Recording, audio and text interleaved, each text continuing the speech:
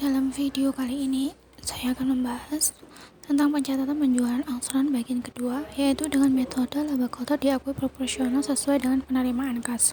Ketentuan dari metode ini, yang pertama, laba dimasukkan ke rekening laba kotor belum direalisasi atau yang disebut LKBD. Yang kedua, laba kotor direalisasi sama dengan persentase LKBD dikalikan jumlah kas diterima tahun bersangkutan, dalam artian tidak termasuk bunga. Yang ketiga, persentase laba kotor dihitung dari harga jual dikurangi harga pokok dibagi harga jual dikalikan 100%.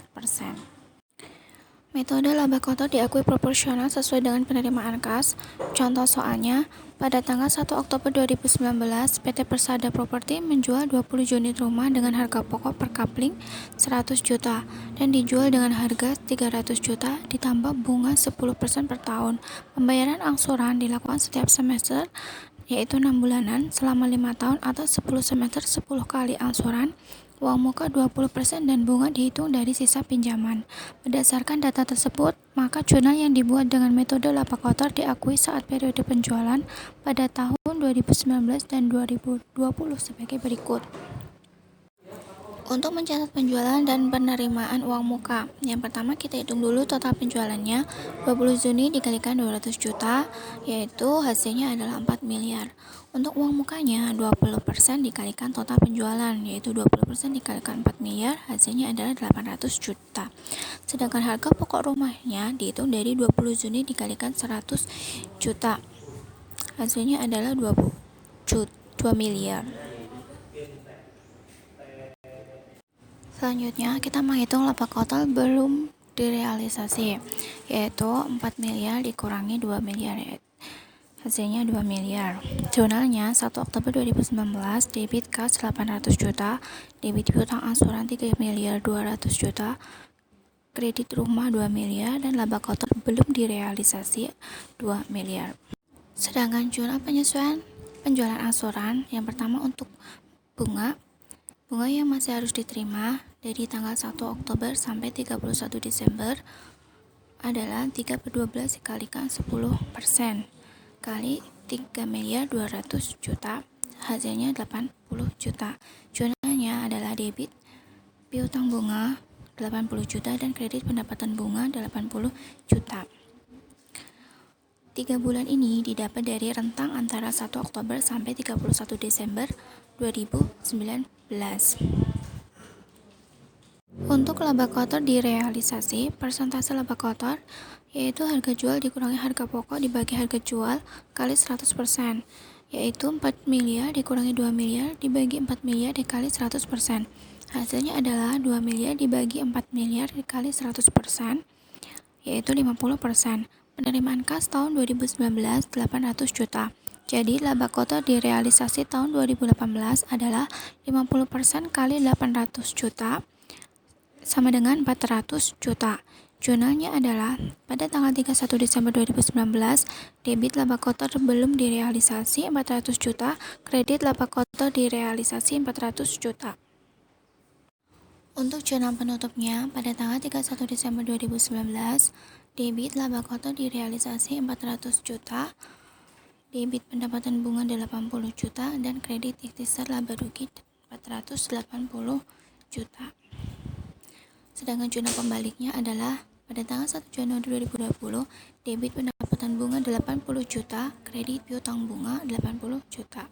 Untuk menghitung penerimaan angsuran pertama, angsuran pokoknya adalah 3 miliar 200 juta dibagi 10 kali angsuran, yaitu 320 juta. Bunganya adalah 6/12 dikalikan 10% dikali 3 miliar 200 juta, hasilnya adalah 160 juta.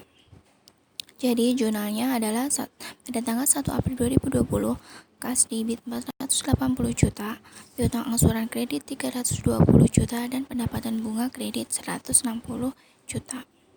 Untuk pencatatan penerimaan angsuran kedua, angsuran pokok adalah 320 juta, bunganya adalah 6/12 kalikan 10% dikalikan 3 miliar 200 juta dikurangi 320 juta atau angsuran pertama.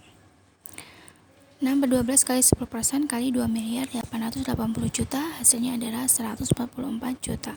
Jadi jurnalnya adalah 1 Oktober 2020, debit kas 464 juta, kredit piutang asuran 320 juta, dan kredit pendapatan bunga 144 juta.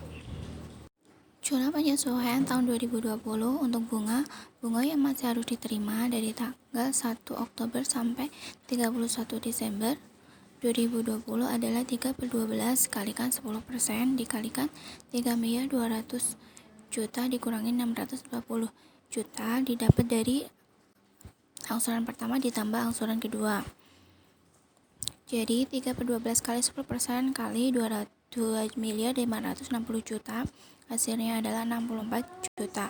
Jadi jurnalnya adalah pada tanggal 31 Desember 2020, debit piutang bunga 64 juta dan kredit pendapatan bunga 64 juta. Untuk penyesuaian laba kotor belum direalisasi. Dalam hal ini yang perlu diingat, jumlah kas yang dihitung tidak termasuk bunga. Penerimaan kas tahun 2020 yaitu angsuran pertama ditambah angsuran kedua 320 juta ditambah 320 juta, hasilnya adalah 640 juta. Jadi laba kotor belum direalisasi tahun 2019 adalah 50% dikalikan 640 juta. Hasilnya adalah 320 juta. Jurnalnya pada tanggal 31 Desember 2020 adalah debit laba kotor belum direalisasi 320 juta, kredit laba kotor direalisasi sebesar 320 juta.